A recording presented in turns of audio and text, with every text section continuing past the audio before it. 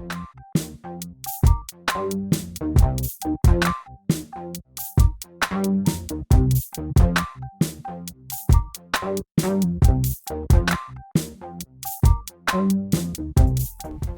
my loves, welcome back for another video. Today we're going to be playing in a 400% density lace wig. So this is hair in the inside construction of the cap. We're going to start off by adding the elastic band. You guys know if you want to make a wig glueless, this is a key step. I line it from ear to ear. I kind of pull off exactly the amount I need, making sure it's a little bit taut so that the wig will fit tight. And I'm going to pretty much match it up to the combs in the front. Now I do this trick all the time with all of my wigs, even sometimes without trying it on, and pretty much for me it's fail proof. This will make it so that the elastic fits behind the ears perfectly, pulls the wig back taut pretty much flawlessly, and then I won't have to add any glue. This is what it looks like when you're done, and then when you apply the wig, you'll see pretty much I have to kind of pry it on because it fits perfectly tight, and even though the excess lace is still there, you can pretty much see that the wig lays super flat and I don't have to do much more than that.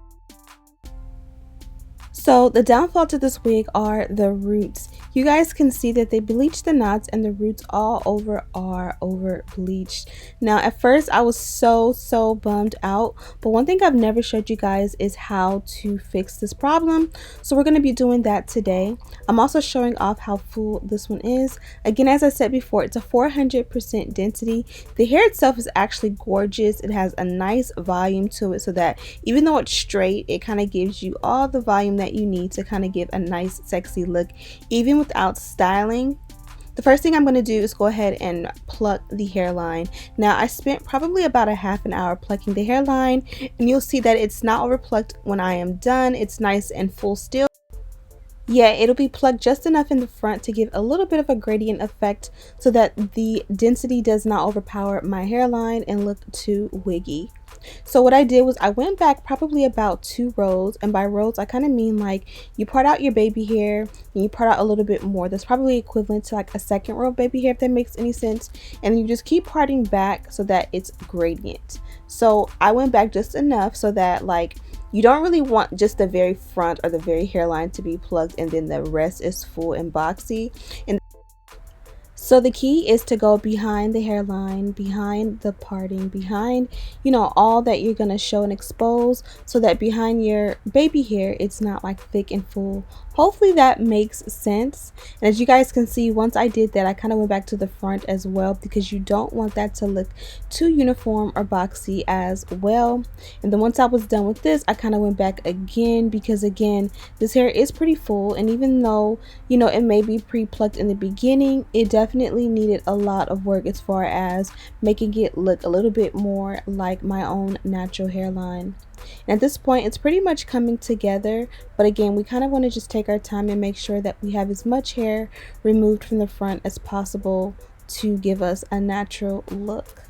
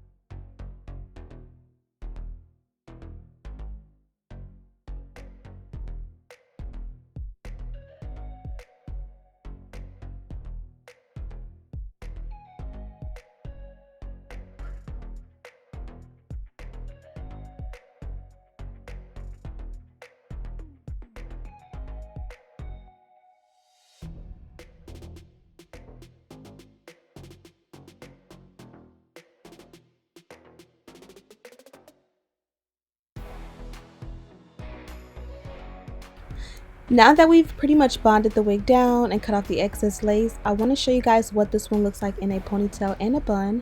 So I just took the super large elastic and wrapped it around a million times so it was tight enough that last time, instead of pulling it all the way through, I left like majority of the hair at the ends like latched through. This created a huge bun, and now we're gonna pretty much work on the perimeter, making sure that there is no lace like flipping up or exposed, especially around the ear sideburn area.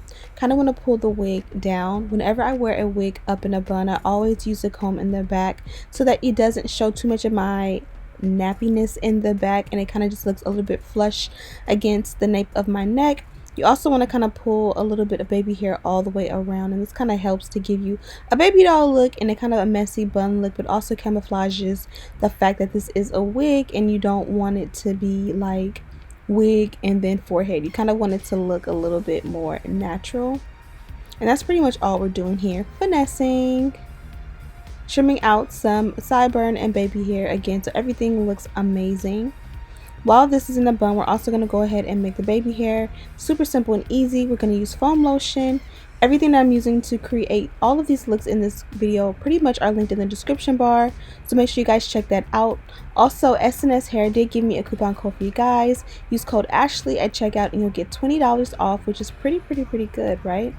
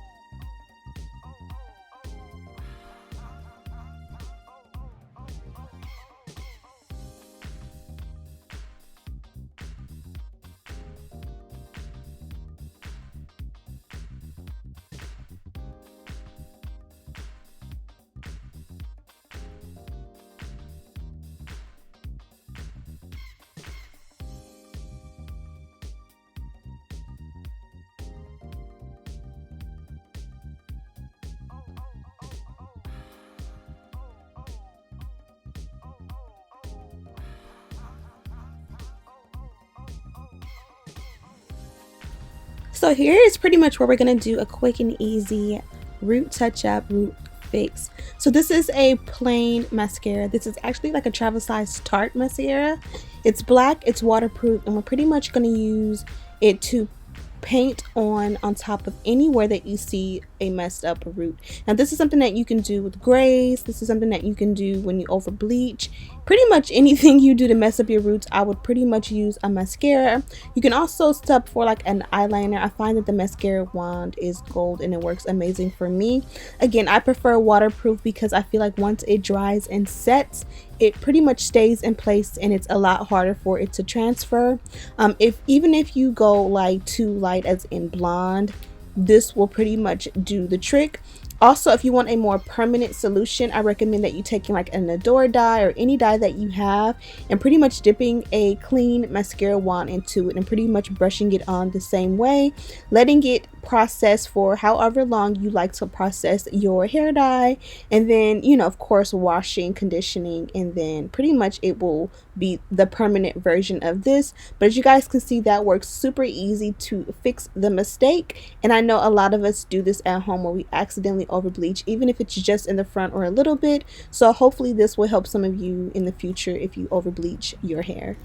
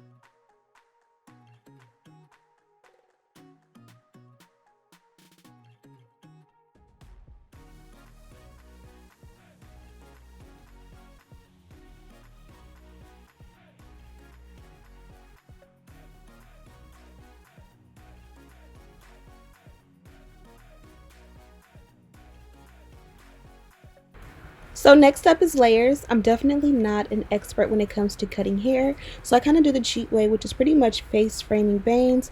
I'm going to start at the very top as high up as I want the bang to come. Kind of use each side as a guide for the opposite side, and I'm pretty much going to go all the way down, kind of making it gradient. If you really are an expert or pro, you guys know that you will cut layers all the way around the hair so that when the wind blows, when you kind of, do a feather or flip or whatever the case may be, it kind of all just matches together. But you guys can see I just pretty much did only the very, very, very front. And this looks really good to me. But again, it's not a professional job.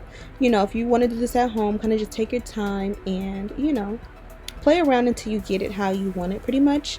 But that's pretty much it for this look. I'm going to add a little bit of powder to the parting, and we are pretty much done. So thank you SNS Hair for sending this wig over. Oh, we did add a little bit of serum. You gotta see that the serum feels like it sits on the top and it's a little bit heavy. I was a little bit heavy-handed with it just because there is a lot of hair in this wig, but you're gonna see by the end when we do our slow-mos that the hair pretty much set and settled, and all of this oil pretty much absorbed, and it looks amazing. But yeah, thank you guys so much for watching. Don't forget to check out SNS Hair. Again, coupon code Ashley at checkout for money off.